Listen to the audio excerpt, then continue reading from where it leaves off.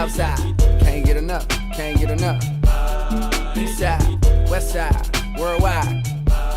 Ride out. Nah, I ain't got no kids yet, but this right here's for. Welcome to the Sundry Webcast. I'm your host, Brandon Anderson. Thanks for joining me once again on this Wednesday, May 1st. A lot of action last night. Denver Nuggets, Kenneth Faried, the manimal, went crazy last night. The energy in the building was absurd, and that led the Nuggets over the Golden State Warriors 107-100.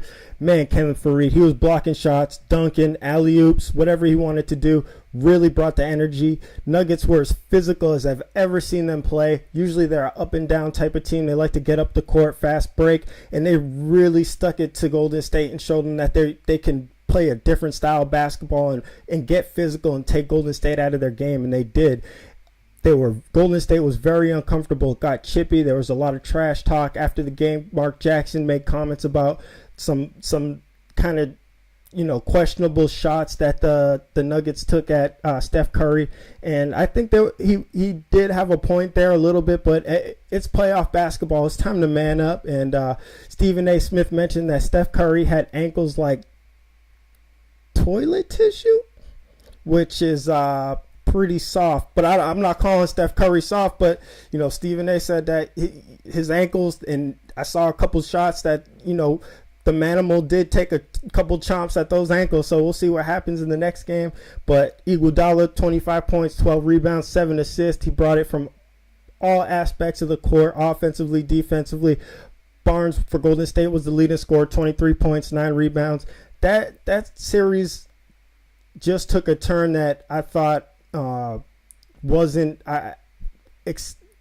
possible. After that last Golden State game, you really could see them taking control of the series. I guess this is what happens with a young team and a young coach. They get a little lead, a little excited. They go on the road, and that atmosphere really took control of them. Even Steph Curry on his way out talking to fans. Chirp, chirp, chirp, chirp, chirp, and that's not their game. So next game, they're going to have to come out. They're going to have to play their game and see where that style takes them. Hopefully they could get it under control. I did have Denver winning the series in the beginning. However, I feel I'm like growing on this Golden State team. I really like their energy. I like how they play. And Steph Curry is just money from anywhere. I like his shot. So we'll see where that goes. I'm interested. They got me.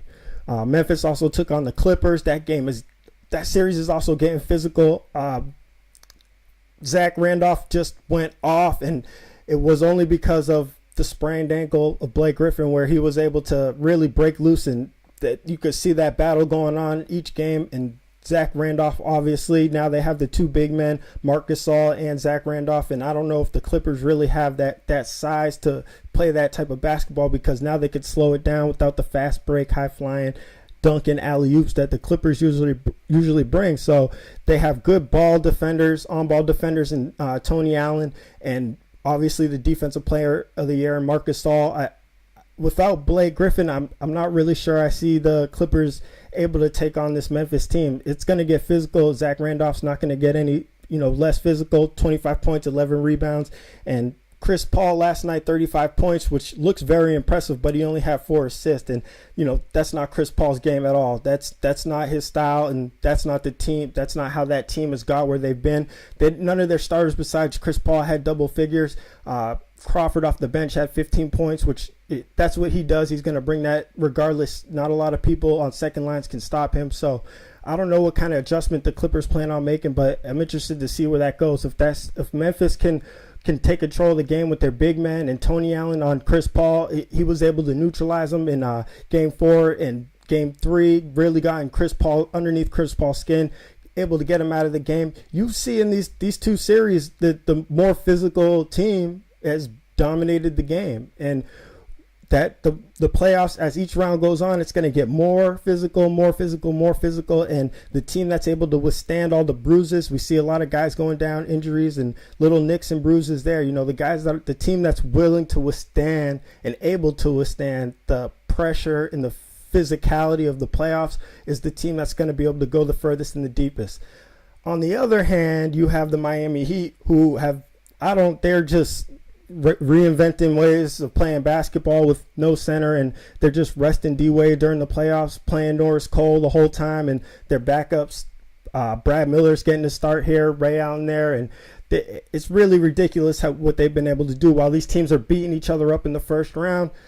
They're resting players, and the Knicks really, if they plan on getting out of this, or advancing further into the playoffs, they have to win this game tonight. This is a must win because nicks and bruises and injuries and stuff like that, it's very easy to have one player. You saw what happened already when you missed one game, and in order to advance, you want to be able to be fresh and have those nice little shoot-arounds in between while you're watching the other teams getting beat up.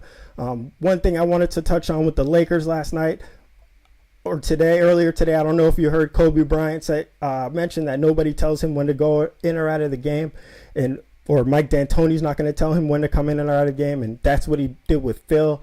Why is everyone taking shots at D'Antoni every chance they can get? It's been pretty ridiculous. This guy was given a roster that doesn't fit his style of play, which I can understand.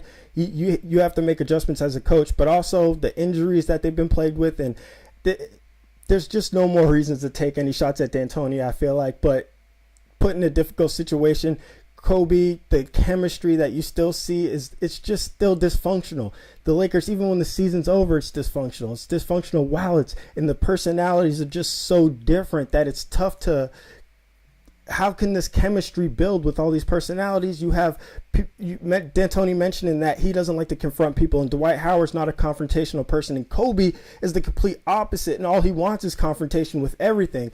And in order to succeed, and Kobe said he wants everyone to stick together, he thinks they can win a championship, but these personalities aren't getting different. Dwight Howard does not want to be pressured to do anything, as he's repeatedly said when he was in Orlando and while he's in LA right now. So these guys really have to try to get on the same page, and something needs to happen. Artest is saying Marc Gasol and Tim Duncan are the best big men in the league. While he's got one of the best big men in the league, is that a shot at Dwight Howard? Does Ron Artest even know better? I don't know.